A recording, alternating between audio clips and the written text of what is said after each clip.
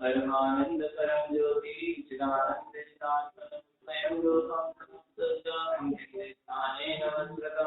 ओंकार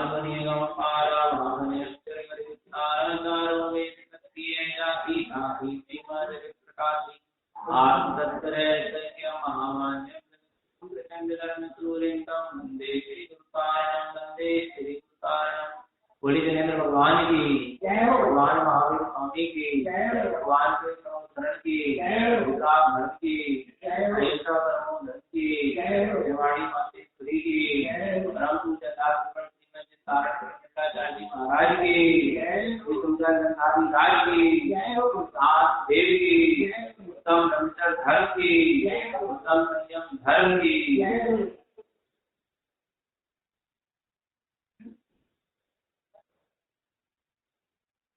इतनी जगत की बात है।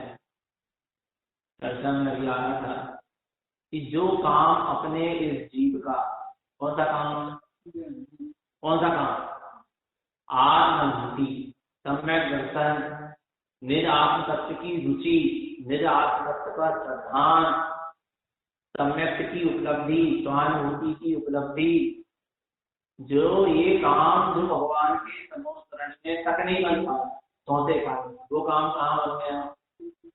पंचम काल में श्री गुरु महाराज सारण देव के उपदेश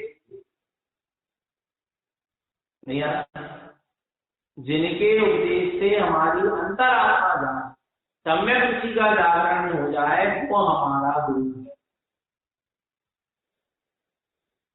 क्या दो चीजें हैं, एक निमित्त है और एक उपादान। क्या एक निमित्त होता है और एक क्या होता है? उपादान होता है। पर निमित्त में आरोप कब लगता है? कोई भी कार्य बिना निमित्त के नहीं होता। क्या कोई भी कार्य बिना निमित्त के नहीं होता, और निमित्त अकेले से भी कार्य नहीं होता। ये अपन ने समझा है। उपादान निमित्त समझ में आ रहा क्या नहीं? रोटी बन रही है, ममता बाई रोटी बना रही है, क्या आटा में स्वयं योग्यता है?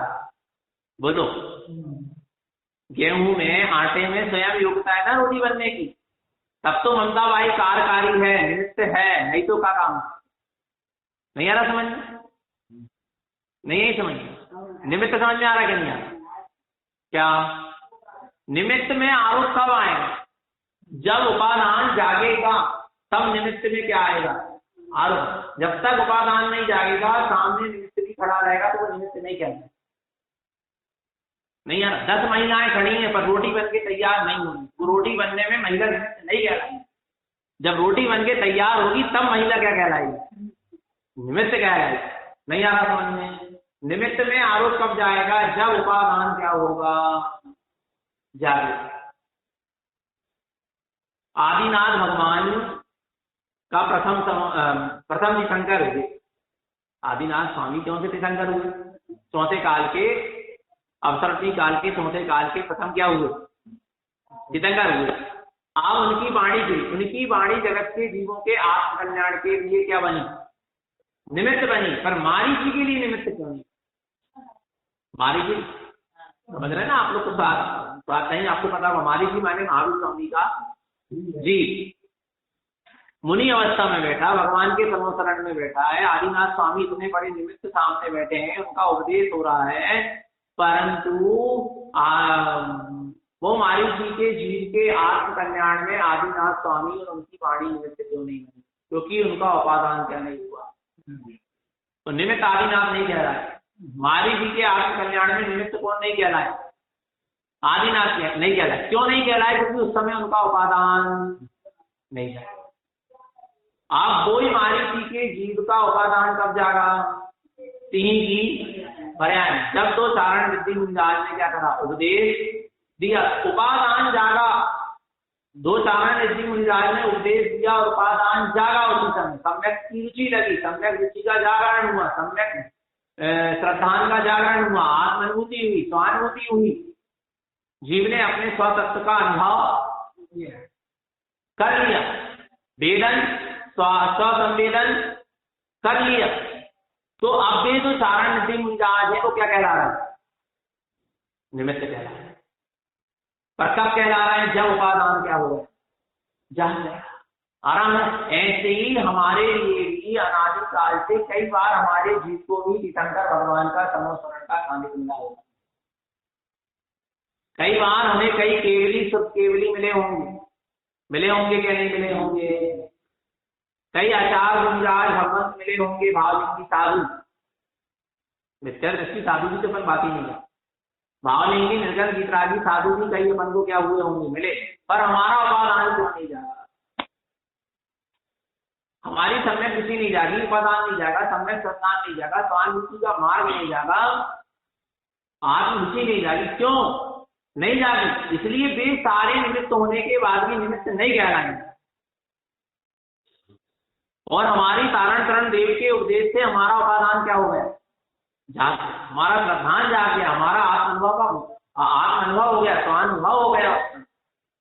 हमें सम्यक रुचि लग गई, आत्मस्वरूप की रुचि लगी, हमें आत्म तत्व रुचने लगा। आ रहा है तो तारण करण देव हमारे लिए क्या हो गए? निमित्त हो गए। नहीं है इसमें?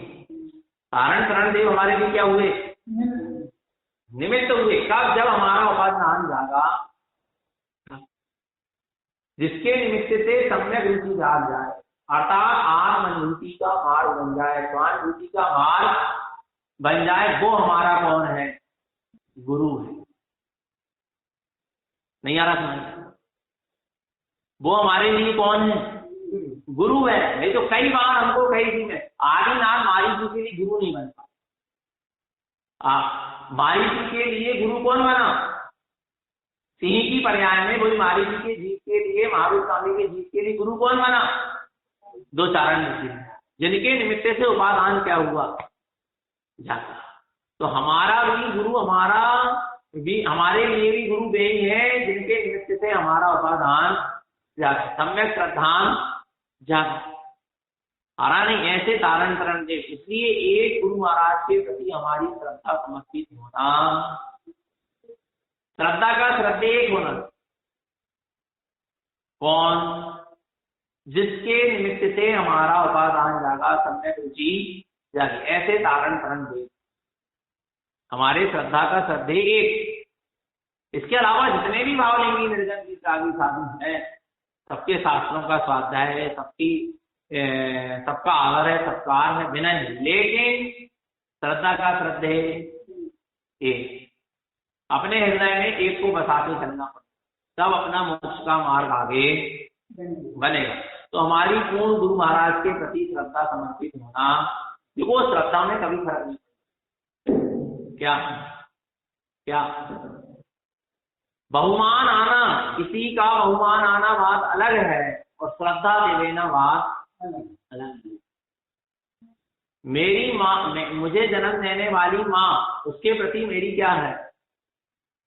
श्रद्धा है। पर मुझको मेरी माँ से अधिक बहुमान बड़ी माँ का भी आता, जिनने मेरा लालन पालन किया, जो मेरे सुख दुख में साथ खड़ी रही, हर समय मुझे संबल दे दी, उसका क्या आ सकता है?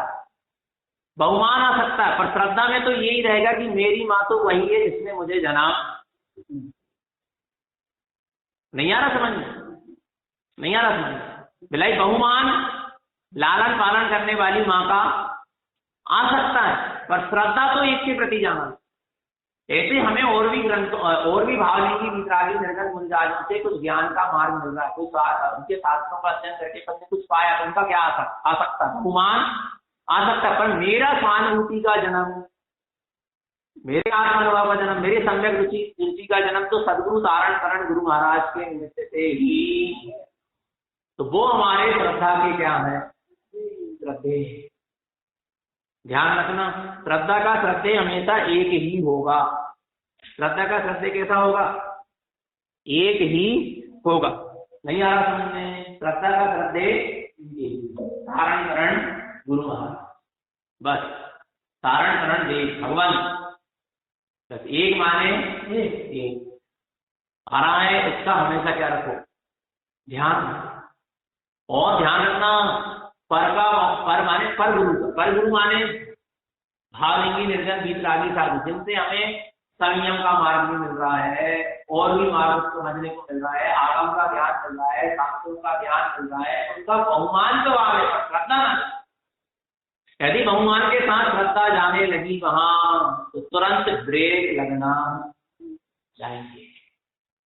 श्रद्धा तो एक ही होना, श्रद्धा एक आ रहा नहीं आ रहा, जिनके निमित्त से हमारी अंतरात्मा का जागरण हुआ। यहाँ पाहो दोहा श्री राम जी मुनि द्वारा विरचित है, उसका स्वाध्याय चल रहा है। आगे यहाँ कहते हैं, हे जीव, इसे ग्रहवास मत जानो, यह तो दुष्कृत पापों में बात हुआ है। यह निसंदेह है कि यह यम आयु कर्म के द्वारा फैलाया गया यह अविचल निश्चल जाल है। मनुष्य देखो, ग्रहवास तो पाप का जाल, ग्रहवास तो काय का जाल, पाप का जाल। गृहस्थ अवस्था में तुम सोचो कि हम पाप से बच जाएं, नहीं बच, कहीं ना कहीं पाप तो होगा।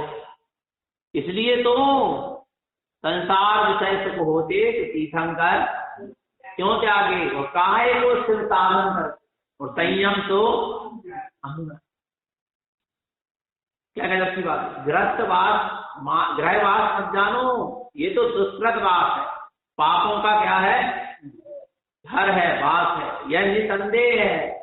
और ये सब किसके द्वारा, आयु कर्म के द्वारा फैलाया गया जाल है, निश्चल जाल। मनुष्य जीवन में प्रत्येक समय में कोई ना कोई इच्छा बनी रहती, इच्छा बनी रहती है। मनुष्य जीवन में प्रत्येक समय में कोई ना कोई इच्छा बनी रहेगी। इच्छा क्या रहेगी, बनी रहेगी। इच्छा अनेक प्रकार की पाई जाती है। एक इच्छा 5 इंद्रियों के विषयों को ग्रहण करने की होती है, जो देखी जानी जाती है, तो प्रत्यक्ष देखने में आ रही। 5 इंद्रियों के विषयों की इच्छा जीवों के अंदर पाई जाती है। उदाहरण के लिए रूप, रंग, आकार, प्रकार देखने की, राग रजनी सुनने की, और जो प्रकट नहीं है उसको जानने की इच्छा होती है। इस इच्छा में कोई पीड़ा नहीं होती, लेकिन जब तक देखना जानना नहीं होता तब तक आकुलता बनी रहती है। इस इच्छा का नाम ही कथा है। कोई चीज की इच्छा हो रही है, देखने की, सुनने की, राग रजनियों की, सब चीजों की आ रहा है, पूर्ति हो गई तो कोई आकुलता नहीं भाई तो आकुलता, इच्छा नहीं होता था। इच्छाओं का निरोध करो तो तप है, पर इच्छा का नाम ही कथा है। जब तक इच्छा काम कर रही है तब तक क्या है, कथाएं काम कर रही है। एक अन्य इच्छा कथाएं के भावों के अनुसार काम करने की है। काम करने की इच्छा में तो कोई पीड़ा नहीं है, लेकिन जब तक इच्छा के अनुसार काम नहीं हो जाता तब तक व्याकुलता बनी रहती। जब तक इच्छा के अनुसार क्या ना हो, काम ना हो जाए, तब तक क्या बनी रहेगी, व्याकुलता बनी रहती है। एक इच्छा पाप के उदय से बाहर में अनिष्ट कारणों को उपस्थित होने पर उनको दूर करने की होती है।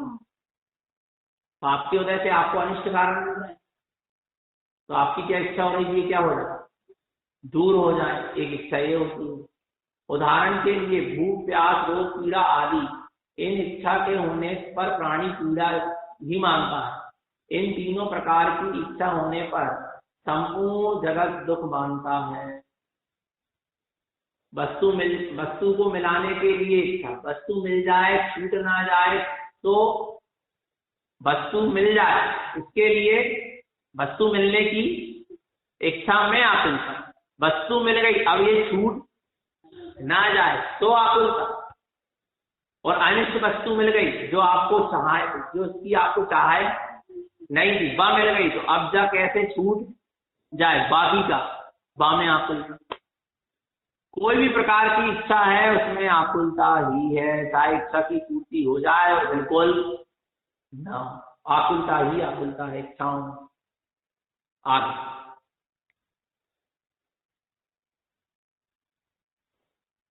इन सबका साधन एक साथ नहीं बन सकता, इसलिए एक को छोड़कर अन्य की पूर्ति करने में लगता है, फिर उसे भी छोड़कर अन्य को पूरा करने में लगता है। एक इच्छा की पूर्ति नहीं होती, दूसरे की खड़ी हो जाती, दूसरे की पूर्ति नहीं होती, दूसरी खड़ी हो जाती, ऐसे कई इच्छाओं की पूर्ति में जीव अपना समय बर्बाद।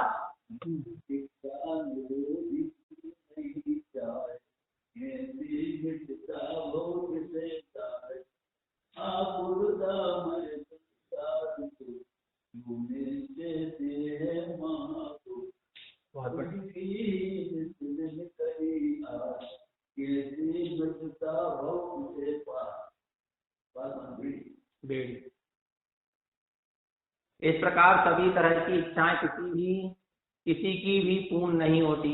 इच्छा रूपी रोग मिटाने के लिए सभी प्राणी दिन रात उपाय करते हैं, लेकिन दुख कुछ ही घटता है, मिटता नहीं। दुख घटता हुआ दिखाई दे रहा है, इच्छा की पूर्ति हो गई पर मिटता नहीं है। इस कारण वह दुख ही कहा जाता है। वह भी इच्छा होती है जिसमें तीनों प्रकार की इच्छा घटने में से सुख कहा जाता है। नरक में रहने वाले को तीव्र कसाय होने से इच्छा बहुत होती है, देवों में मंद कसाय होने से इच्छा अल्प होती है। अल्प इच्छा वाले को सुखी कहते हैं। वास्तव में तो देवादि के सुख मानना भ्रम ही है, क्योंकि उनके 34 तरह की इच्छा की मुक्तता है, जिसमें आकुलता होती ही रहती है। यथार्थ में जहाँ इच्छा है वहाँ आकुलता है, और जहाँ आकुलता है वहाँ दुख है। इस तरह सभी संसारी जीव घर गृहस्थी में अनेक प्रकार के दुखों से पीड़ित रहते हैं। इसलिए सच में घर गृहस्थी में रहना दुख का पास है, बंधन है। आ रहा नहीं आ रहा? इच्छाएं अनेक लगी और इच्छाओं की कभी पूरी पूर्ति होने वाली। घर में रह के वैरागी बन सकते हैं, विरक्त रहे तो, पर कछु ना कछु तो इच्छा का पूर्ण रूप से दमन। इसलिए तो कहा इच्छाओं के दास दीक्षा नहीं ले सकते। क्या दीक्षा नहीं ले सकते? इच्छाओं के दास क्या नहीं ले सकते? दीक्षा नहीं ले सकते। जब तक इच्छा लगी है तब तक दीक्षा नहीं। बहुत केवल इच्छाओं का निरोध होगा किसको? भाव लिंगी वीतरागी निर्जन। अच्छा, कितनी इसलिए कहते हैं, देखो कितनी अच्छी बात आ रही थी कि पहले अपना लक्ष्य बनाओ। और अपना लक्ष्य क्या है? निःशुद्धात्मा। अपना लक्ष्य क्या है? निःशुद्धात्मा, निज आत्म स्वभाव। तो निज आत्म स्वभाव कैसा है? वीतराग। तो आपका लक्ष्य वीतरागता का होना, राग का किंचित भी नहीं होना। राग कितना ही पड़ा है पर लक्ष्य तो वीतराग स्वभाव का होना, वीतराग स्वरूप का लक्ष्य आ रहा है। और अब उस वीतराग स्वरूप के लक्ष्य से ही जी जब आगे बढ़ेगा तब भाव लिंगी वीतराग साधु होगा। और इतनी इच्छा समाप्त हो गई भाव लिंगी वीतराग साधु की, कितनी इच्छा कि अब आगे आहार कहाँ होगा, ये कुछ विकल्प।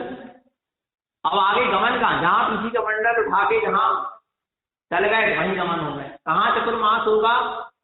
कोई विकल्प नहीं। क्यों नहीं? इच्छाएं छूट गई इन सब चीज। क्यों छूट गई? क्योंकि वीतरागता प्रकट हुई, और वीतरागता प्रकट नहीं हुई और मुनि भेद भी प्रकट हो गया। तो विजय की चिंता बनी कि आज कल चौका कहाँ लगे, आहार हो पाएंगे क्या? इस समाज में आहार हो पाएंगे क्या? ये समाज हमारी व्यवस्था कर पाएगी क्या? नहीं। हमें आगे चतुर्मास कहाँ करना है? नहीं आ रहा? क्यों हो रहा है सब? क्योंकि वीतरागता प्रकट। तो इच्छा नाना प्रकार की लगी। हाँ, इच्छाएं नाना प्रकार की, पर भावलिंगी वीतरागी साधु का जीवन कितना, इसलिए तो भावलिंगी वीतरागी साधु को अनियत विहारी कहा। क्या कहा? अनियत विहारी। ना आहार कोई नियत है उनका, है ना, व्यवहार नियत है, बताओ ना, नियत नहीं है उनका।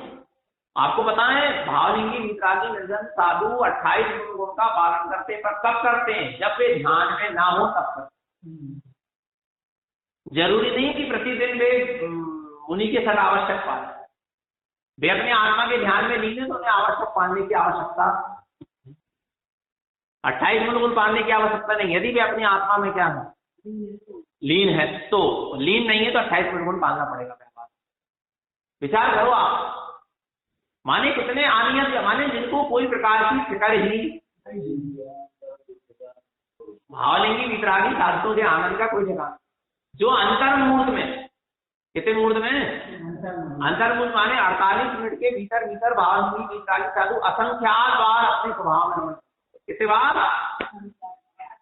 अंतर्मूर्त 48 मिनट के भीतर असंख्यात बार शुद्ध उपयोग प्रकट है। कितनी अद्भुत दशा नहीं रहती। तो लक्ष्य अपना वितरागता का ही होना, नहीं होना चाहिए। बोलो अच्छा सुनो, दूसरे के वैभव को देखकर इच्छा होती कि नहीं होती कि हमारे पास भी वैभव हो? बोलो ना, होती कि नहीं होती? उसके यहाँ 4 व्हीलर आ गई तो हमारे घर भी 4 व्हीलर आना, होता ना कई बार है। और पता है आपको, दूसरे की नहीं, जो अपने वाले रहते हैं ना उससे ज्यादा। यदि भाई के घर में कोई चीज आ गई ना तो अपने घर आना, भले पड़ोसी के घर आ गई तो उसकी फिक्र नहीं हो। देवरानी के घर में कोई चीज है ना तो जेठानी को लगा कि मेरे घर में भी हो। जो अपने वाले होते हैं ना, उनसे, उनके वैभव को देखकर ये भाव होते हैं कि उसके घर में यदि ये हो गया तो मेरे घर में भी हो। भले ही दुनिया भर के लोगों के घर में कछु होता है, उससे ज्यादा फर्क नहीं पड़ता, पर भाई के घर में कुछ हो रहा तो हमारे घर में भी होना। वो अरबपति हो रहा तो हमको भी अरबपति नहीं आ रहा, वो करोड़ों रुपए कमा रहा तो हमको भी करोड़ों रुपए कमाना। होती क्या नहीं होती? बोलो ना। उनके घर में इतनी सारी चीजें आ गई तो हमारे घर में इतनी सारी चीजें, उसके घर ऐसी लग गई तो हमारे घर में ऐसी लग लो, नहीं है? क्यों हो रही, क्यों हो रही? होती कि नहीं? अपने वालों के वैभव को देखकर उनके जैसे वैभव को प्राप्त करने की इच्छा होती कि नहीं? ऐसे ही अपने वाले कौन है? अपने वाले कौन है? आचार वर्मा कारण बंधुबंधु स्वामी भावलिंगी निराश। अब उनके वैभव को देख के इच्छा नहीं हो रही कि वे निरंतर अपने शुद्धोपयोग में लीन है, अपने परमानंद में लीन है, तो हम भी परमानंद में लीन हो जाए, हम भी उनके जैसे रत्नात्रय वैभव को प्राप्त कर, नहीं हो रही। आपने यदि वास्तव में पंचमवेशी को आपने अपने वाला माना है, जैसे भाई को, बंधु को, माता पिता को तुमने अपना वाला माना है ना, उसके जैसे वैभव की इच्छा तुम्हें हो रही है। ऐसे यदि पंचमवेशी को, सदगुरु देव को यदि आपने अपना क्या करा, अपने वाला माना, तो आपको उनके जैसे रत्नात्रय को प्रकट करने की, सम्यक की, संयम की, ब्रह्मचर्य की, वितरागता की, आनंद परमानंद की इच्छा होना चाहिए कि हमें भी ऐसा वैभव क्या हो जाए। हमारे गुरुदेव रत्नात्रय से संपन्न है तो हम भी रत्नात्रय से संपन्न, हमारे गुरुदेव वितरागता से संपन्न है, हम भी वितरागता से, हमारे गुरुदेव शुद्धोपयोगी है, हम भी शुद्धोपयोगी है। वे प्रत्युत्तर संवेदन में डूब रहे हैं, हम भी प्रत्युत्तर संवेदन में डूब, नहीं होती इच्छा। नहीं बस हम उनकी आरती करत रहे, सवर करत रहे, उनकी देवी प्रतिष्ठा करवा दे, कंसरवण करवा दे, बस हुआ है। बोलो ना, जो तुम करोड़ों अरबों रुपए भी खर्च कर दो ना तो गुरु तुम्हारे तरफ दृष्टि उठाकर नहीं करें। तुम उनके कितने गीत गा लो, गुरु दृष्टि उठा के नहीं देते। पर यदि तुम उनके द्वारा बताए हुए मार्ग पर रत्नात्रय के, वितरागता के, सम्यक के, संयम के, ब्रह्मचर्य के ऐसे मार्ग पर यदि हम क्या हो रहे हैं, चल रहे हैं, पूरी गुरु की दृष्टि और कृपा अपने ऊपर बढ़तेगी बढ़तेगी। और तुम करोड़ों खर्च करके गुरु महाराज का कितना ही बड़ा महोत्सव करवा दो, बाहर एक बेटी प्रतिष्ठा नहीं 14 करवा दो, 14 नहीं 40 करवा दो, 40 लाख करवा दो, गुरु महाराज की कृपा दृष्टि हमारे ऊपर नहीं बचती। लेकिन हम उनके बताए हुए मार्ग पर चलेंगे, सम्यक को धारण करेंगे, ब्रह्मचर्य को धारण करेंगे, संयम को धारण करेंगे, वितरागता को प्रकट करेंगे, गुरु महाराज की कृपा दृष्टि हमारे ऊपर बढ़तेगी। और हमारे भी उनके जैसा मार्ग बने। नहीं आ रहा समझ में? आ रहा है? तो अपन को गुरु महाराज के वैभव को देखकर अपना मन ललचा रहा है। बोलो है? गुरु महाराज के वैभव को देखकर अपने परम पिता, परम गुरु, दाता विधाता जो कुछ कहते, आ रहा नहीं आ रहा, उनके वैभव को देखकर हमारा ज्ञान उस वैभव को उपलब्ध करने के लिए ललचा रहा है क्या? वो बड़भागी है जिसको सदगुरुओं के रत्नात्रय के वैभव को देखकर जिसका हृदय ललचाता है, ध्यान ललचाता है, उसको प्रकट करने के लिए वो बड़भागी। और जो संसारियों, मोही, रागी, देसी, असंगियों के वैभव को देखकर जिसका मन ललचा रहा है क्या है? दुर्भागी, व्याभागी है। बड़भागी, बड़भागी कौन है? जिनको सदगुरु के वैभव को, जिलेंद्र परमात्मा के वैभव को, अनंत रत्नात्रय आदि के वैभव को देखकर जिनका मन क्या होता है उसको प्रकट करने के लिए ललचा। आ रहा नहीं आता तो अपना मन ललचा रहा है? बोलो ना, नहीं ललचा? ललचाना चाहिए रत्नात्रय को प्रकट करने के लिए, सम्यक संयम, ब्रह्मचर्य, वीतरागता को प्रकट करने के लिए। ये अपना ज्ञान क्या होना चाहिए? ललचाना। आगे देखो, हे मूर्ख, बाहर में यह सब कर्मकृत है। बाहर में जो कुछ है सब क्या है? कर्मकृत है। अतः प्रकट रूप से तुम भूसे को मत कूटो। भूसे को मत कूटो, कुछ मिलने वाला किसी गैर की बात। शीघ्र ही घर परिवार को छोड़कर निर्मल मोक्ष मार्ग में प्रीति करो। क्या करो? शीघ्र ही घर परिवार को क्या करके छोड़कर निर्मल मोक्ष मार्ग में प्रीति।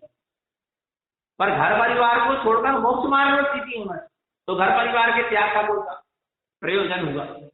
इसीलिए आत्मा कहती है कि निर्मल जन सुई कोई भाव, चोर चपट सदस्य भाव। कह रहे हैं घर परिवार को छोड़कर निर्मल मोक्ष मार्ग में प्रीति।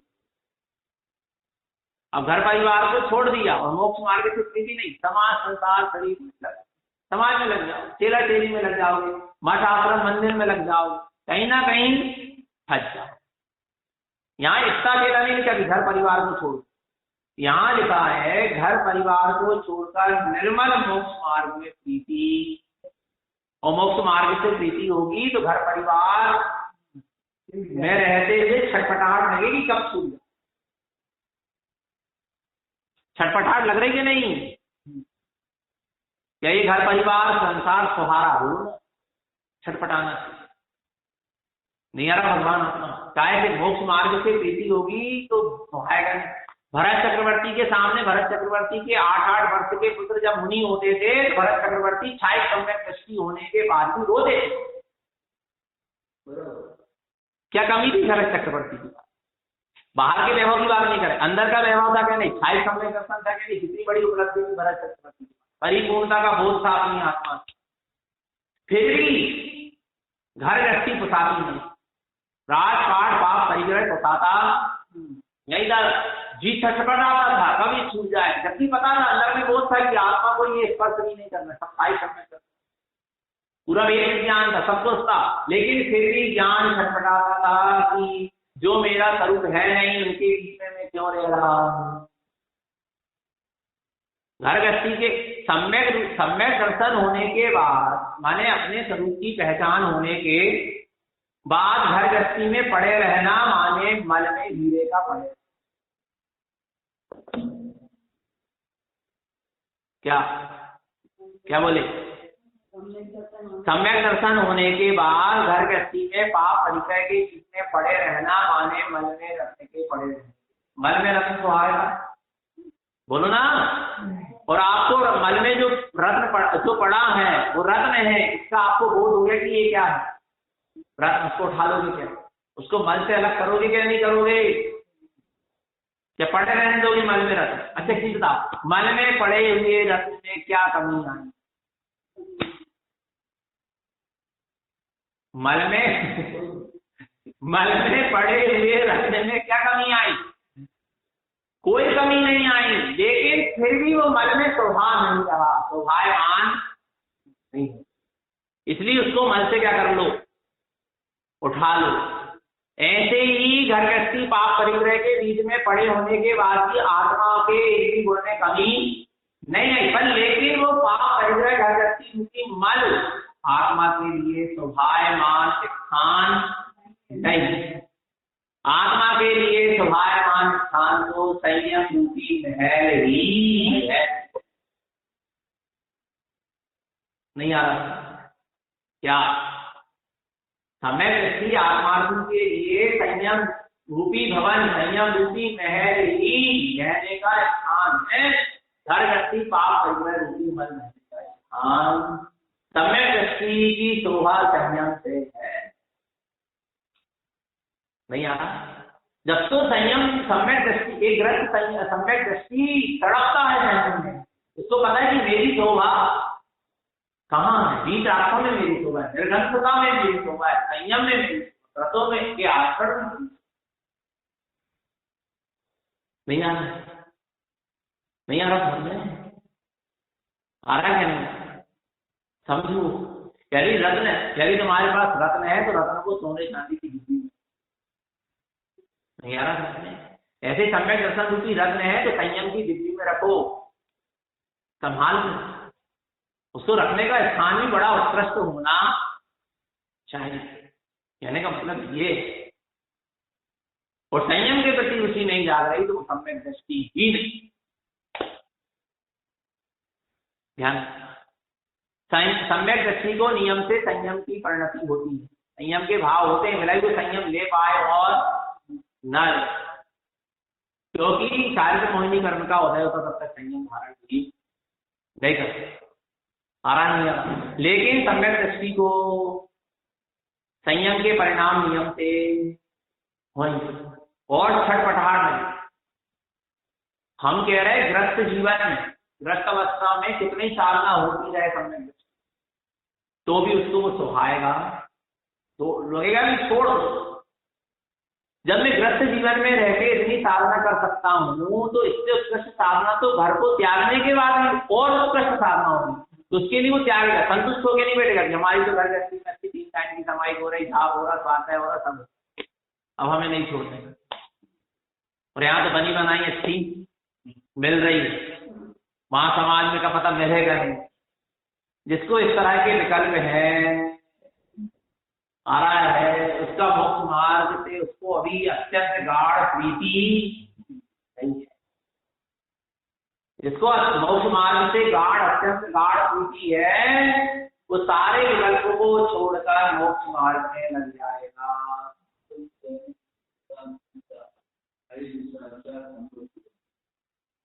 विचार नहीं आ रहा समझ में? जिसको मोक्ष मार्ग से गाढ़ प्रीति है, वो इस तरह के सारे विकल्पों में कर देगा, छोड़ देगा, और मोक्ष मार्ग के लिए घर गृहस्थी का त्याग करके मोक्ष के मार्ग में चल। नहीं आ रहा भगवान, उसको फिर किसी चीज की फिक्र किसकी? अपनी, मोक्ष मार्ग, बस आगे। और नहीं तो घर गृहस्थी में रह रहे हो, वो कितना कछु कर लो, क्या टूट रहा है? धान नहीं टूट रहा है, दूसरा टूट रहा है, क्या मिलेगा? क्या मिलेगा? कुछ नहीं मिलेगा, आइसोलेशन। हे मूढ़ जीव, निःशुद्धात्मा के सिवाय अन्य सब विषय कसाय आदि विनाशील है। यह पहले ही कह चुके हैं कि 5 इंद्रियों के विषय असार हैं, उसमें कुछ सार नहीं। इस मूर्ख ने अनादिकाल से इनसे ही प्रीति जोड़ी है, इन जिनमें सार नहीं है ना, जिसमें आसार है, उसी से अज्ञानी जीव ने प्रीति क्या करी, जोड़ ली। इन विषयों के खातिर ही घर वालों से, कुटुंब जनों से मोह करता कि 5 इंद्रियों के विषयों की क्या होती, पूर्ति होती है। घर वालों और कुटुंब वालों से क्या करता है, मोहन करता है। लेकिन ये सभी कृत्रिम तथा विनश्वर हैं, सब छूट जाने वाले हैं, सब माटी के पुतरा पुतरिया हैं, इसमें कुछ भी सार नहीं। केवल एक शुद्ध आत्मा ही नित्य है, अनीश्वर है। यद्यपि 5 इंद्रियां भिन्न है, मन और राग देश मोह आदि परिणाम अन्य है, तथा 4 गतियों के दुख भी अन्य है, क्योंकि ये सभी कर्म से उत्पन्न हुए और आत्मा का स्वभाव इन सबसे शुद्ध आत्मा नित्य है, अविनश्वर है, सब इनसे भिन्न। जो जीव से भिन्न है तथापि यह जीव विषयाभिलाषा आदि को लेकर दिन रात विकल्प में उलझा हुआ, दिन रात विकल्पों में क्यों उलझा, क्योंकि विषयों की अभिलाषा लगी, 5 इंद्रियों की विषयों की क्या लगी है, अभिलाषा लगी है, इसलिए दिन रात विकल्पों में झुलस रहा है, उलझा रहता है। यह सच है कि कर्म के कारण जीव तरह तरह के विकल्प करता है। क्या यह सच है कि कर्म के कारण जीव तरह तरह के क्या करता है, विकल्प करता है, और उनसे ही पुण्य पाप का संचय तथा बंद होता है। यही नहीं, संसार के सभी सुख दुख कर्म से उत्पन्न होते हैं। सही अर्थ में तो जीव जानने देखने वाला है, इसलिए आत्मा का स्वरूप जानन है, मात्र क्या करने वाला है, जानन है। यह आत्मा जिस रूप का चिंतन करता है और उससे जुड़ता है, उस रूप परिणमन करता रहता है। अतएव निःशुद्ध आत्मा को प्राप्त करने वालों को यही योग्य है कि रागादि विकल्पों की ओर से दृष्टि हटाकर निःशुद्ध आत्मा का ध्यान करें। जिसका ध्यान किया जाता है वह उसी रूप परिणमन करता है। जिसका ध्यान किया जाएगा आप उस रूप क्या हो जाओ, परिणमित हो जाओ। तो अपन अपने निःशुद्ध आत्मा का ही क्या करें, ध्यान करें। जैसे गरुड़ी आदि मंत्रों में गरुड़ रूप आसन होता है, उसमें उससे सर्प भी डर, गरुड़ मंत्र से सर्प भी क्या हो जाता है, डर जाता है। वैसे ही उपयोग में जैसी परिणति होती है वैसी ही भाषित होता है, जैसी परिणति होगी उपयोग में वैसा ही भाषित होगा। वही कल बात आई थी, आप जैसा अपने आप को मानोगे वैसा अनुभव करो। कहने का अभिप्राय यह है कि सुख आराम प्राप्ति हेतु भावों के विकल्प जाल से हटकर ज्ञानानंद स्वभावी निःशुद्ध आत्मा का चिंतन मनन ध्यान करना। आराम चाहते हो, आराम माने सुख, ऐसा सुख जिसके बाद कभी दुख ना होवे, तो हमें अपने ज्ञानानंद स्वभावी निःशुद्ध आत्मा का चिंतन मनन ध्यान करना। स्व के चिंतन में कोई दुख नहीं, और पर के चिंतन में दुख ही दुख है। आगे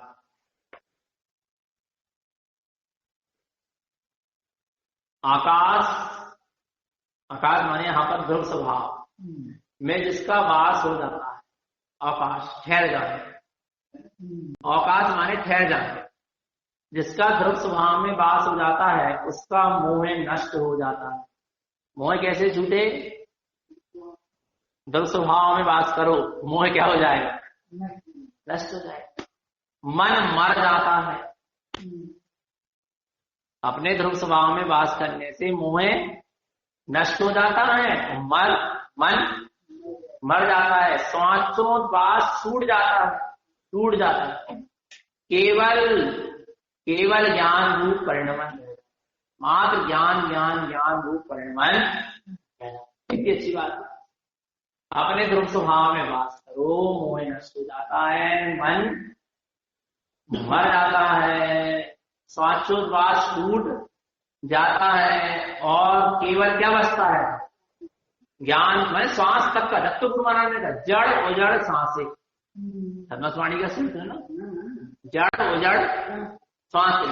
श्वास भी जड़ से क्या हो गई, उजड़ गई, छूट गई, श्वास तक का बोध नहीं, क्योंकि ध्रुव स्वभाव में जहां भास है वहां न श्वास है, न मन है, न मोह है, कुछ वहां क्या है, केवल ज्ञान ज्ञान ज्ञान ज्ञान, इसके अलावा और कुछ भी और ध्रुव स्वभाव में वास होना चाहिए।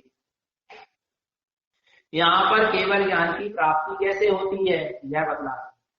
यद्यपि विकल्प सहित अवस्था में शुरुआत करने वालों के चित्त की स्थिरता के लिए और विषय कसाय रूप खोटे ध्यान को रोकने के लिए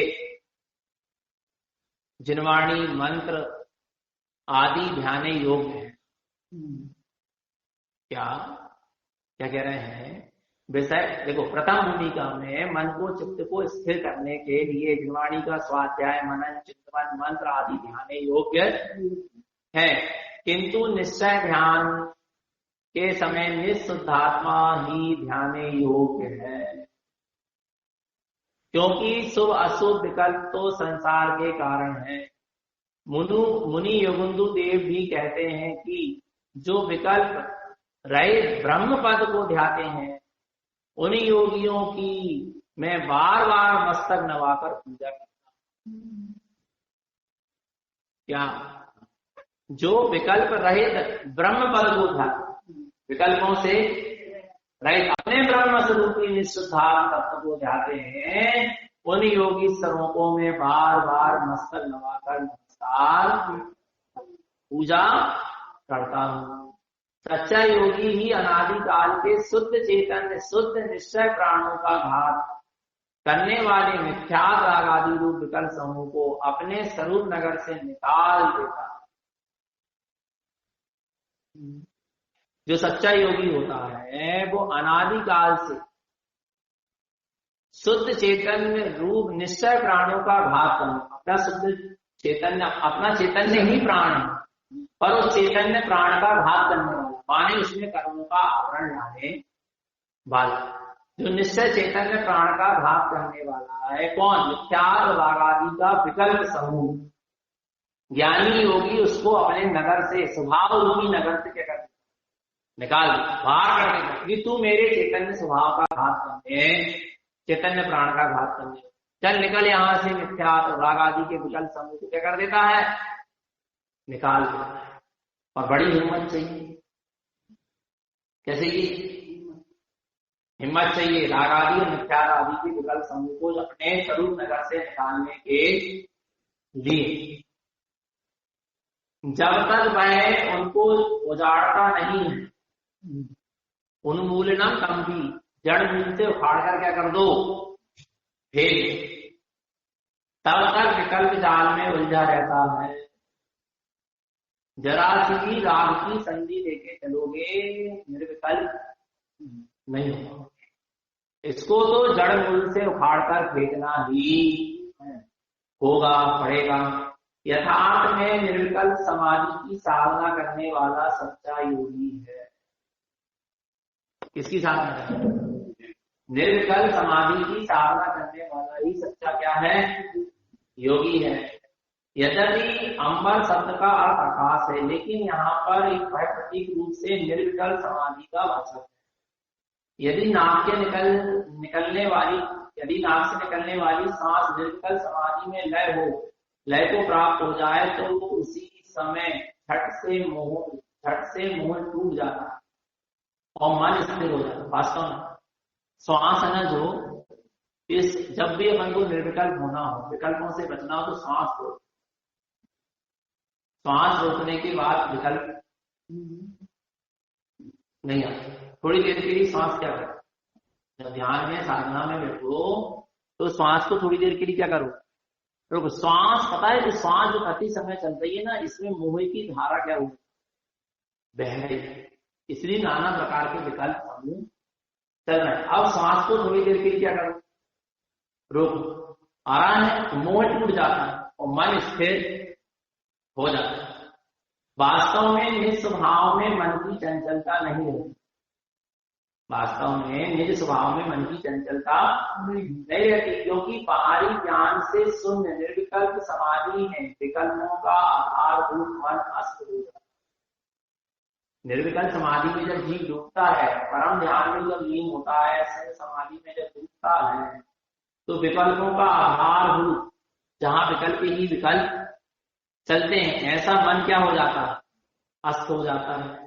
इसके सिवाय केवल ज्ञान की उपलब्धि के लिए अन्य कोई साधन रूप उपाय नहीं है। बाहर में आसन लगाना, माला पहनना, जाप करना आदि बाहरी साधन है, जो मन की चंचलता को रोकने के लिए साधन मानना।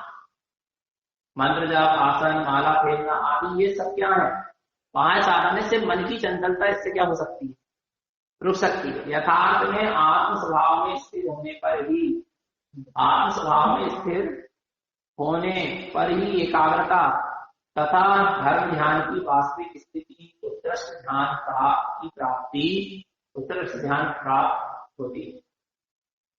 अर्थात स्थिति, वास्तविक स्थिति प्राप्त होती है, अर्थात उत्कृष्ट ध्यान की स्थिति बनती है।